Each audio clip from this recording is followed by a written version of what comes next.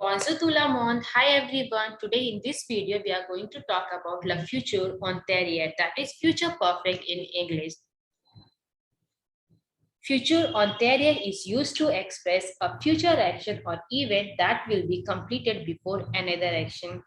So when we suppose we take this one as a timeline, so present is here. When there is two action in future and one action is followed by another action, the first action is called future antérieur and the another action is future sample. So this is like action before another action in future. So one action before another action is called, the first one is called future antérieur. How to, we will use this structure, that is will and have, and the past participle of the verb. This is will, then have, then past participle of the verb. This is called future antérieur. Okay, so let's see the conversation between the student and the teacher. Le professeur, qu'est-ce que tu penses faire après ton bac? L'élève, j'irai à l'université lorsque j'aurai eu mon bac. Le professeur, et toi, que veux-tu faire après tes études à l'université? L'élève, je partirai à l'étranger chercher du travail quand j'aurai terminé mes études. So here teacher is saying, what do you think you will do after your bac? Then student is saying, I will go to the university when I will have graduated. So here I will have graduated is j'aurai eu. So j'aurai eu mon bac is the action before j'irai à l'université. So first action is called future antérieur. First I will have graduated, then I will go to the university. So this is the second action in future. Like, et toi, que veux-tu faire après tes études à l'université? And you, what do you want to do after your studies at the university? Je partirai à l'étranger chercher du travail quand j'aurai terminé mes études. So this is like, I will go abroad to look for work when I will have. So here, when I will have finished my studies, like quand j'aurai terminé mes études, after that, je partirai à l'étranger, then I will go abroad. So this is the second action, this is the first action. The both actions are taken place in future, but the first action followed by the another action is called future antérieur. Okay, so this is about future antérieur, that is the format is will, have plus past participle of the verb.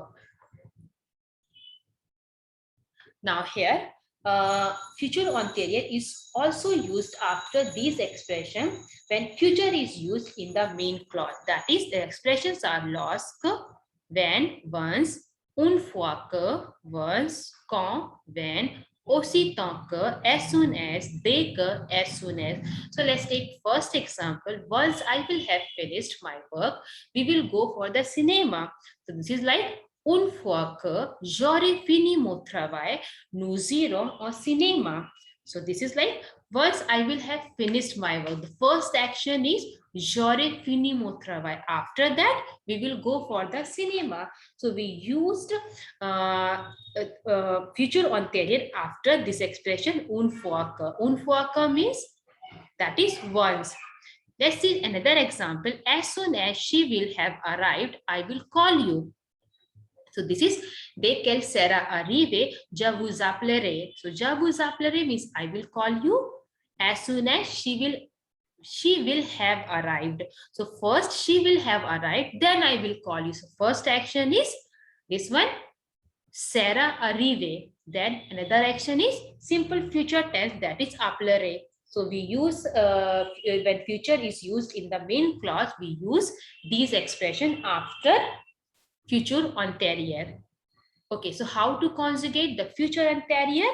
In French, future antérieur is formed by using the future tense of the helping verb, that is auxiliary verb, avoir or être plus past participle of the action being performed. So this is like subject, future simple form of avoir, être verb plus past participle of the verb. So where we use avoir as auxiliary verb, it's same like we used to do in passé composé. The rule is same. So here we are using avoir as a helping verb, but will take future sample form of avoir, that is ore, ora, ora, oro, ore, oro. It's a future sample form of avoir. So j'aurai fini means I will have finished. Fini is the past participle of finir verb. Tu auras fini, il aura fini, elle aura fini, nous aurons fini, vous aurez fini, ils auront fini, elles auront fini. Another example, another verb is aimer. Aimer means to love or to like. So how to say? J'aurais aimé. Aimé is the past participle of aimer verb. So j'aurais aimé, I will have loved or I will have liked. Tu auras aimé, il aura aimé, elle aura aimé, nous aurons aimé, vous aurez aimé, ils auront aimé, elles auront aimé. It's like will have plus past participle of the verb, that is fini and aimé. Okay, second one is where to use être as an auxiliary verb. So être as an auxiliary verb we use in case of the movement verb, that is aller. The first example is aller, that is to go. So here we are using être as an auxiliary verb, but être which form will take? Future form, that is sere, sera, sera, seron, sere, sero. Je serai allé, tu seras allé, il sera allé, elle sera allé, nous serons allés, vous serez allés, ils seront allés, and yes, elles seront allés. So here, when the when future antérieur, okay, so this is like être verb is future sample. Okay, so future sample, when être verb is taken as a helping verb, the past participle should agree with the gender and the number with subject. So here you can see e, that is e in case of feminine, L is feminine, so we use double E here. It should agree with the gender of the subject. Okay, the past participle should agree with the number and the gender of the subject. Here we are using S because new subject is plural. Here we are using double ES because the subject here L is plural feminine. Okay, here E double L E S. Yes, exactly. E double E S come here L. Okay, so this is like another one is se laver. Se laver means in case of reflexive verb we use être verb, right? So se laver means to wash oneself. So whenever se form come, that is reflexive verb. So here also we use être as a auxiliary verb or helping verb. So how to conjugate this way? Je me serai lavé, tu te seras lavé, il se sera lavé, elle se sera lavé, nous nous serons lavés, vous vous serez lavé, ils se seront lavés, elles se seront lavées. So here E is like when it is feminine, you put E.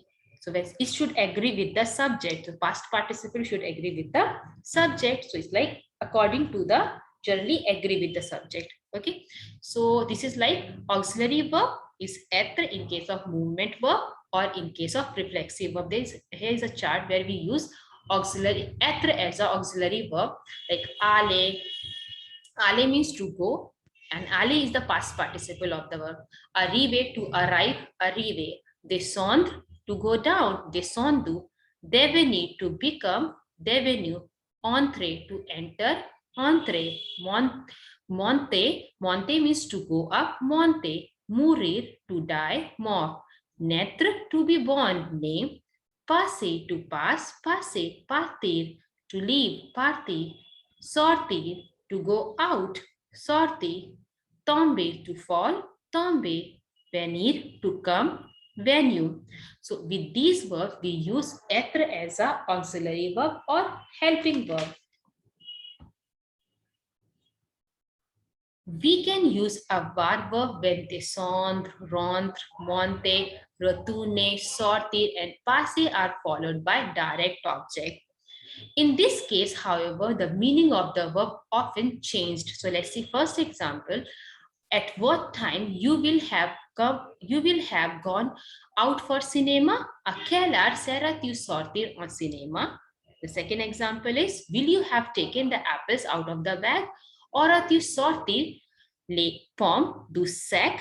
So you can see the first one here we are using Sarah, that is être as an auxiliary verb In case of sortir verb, that is sorti. Sorti is the past participle of the verb. And in case of second verb, you can see we are using, yes, here we are using ora. Ora as a helping verb, auxiliary verb, that is avar. And the verb is same, that is sorti. So in case of avar, the meaning, sometimes the meaning gets changed. So here sortir is to take out something instead of to go out. So here you can see, like here we are using Sarah tu sorti in case of you will have gone out. And the second case, like will you have taken out. So taken out instead of the go out. Similarly, if we talk about descendre, monte, like descendre, to take down something instead of to go down. Monte, to take up something instead of to go up. So in these cases, we use a var verb and the meaning get changed. Now, in case of must plus past perfect, so in case of must, so when we talk about something like the probability in the when we talk about something like future like assumption, probability in the past, then we use future anterior. Okay, so like first example is I can't find my passport. I must have lost it. So I must have lost it is a probability or assumption. So je ne retrouve pas mon passeport, j'ai dû la perdre. So je dû la perdre means I must have lost it.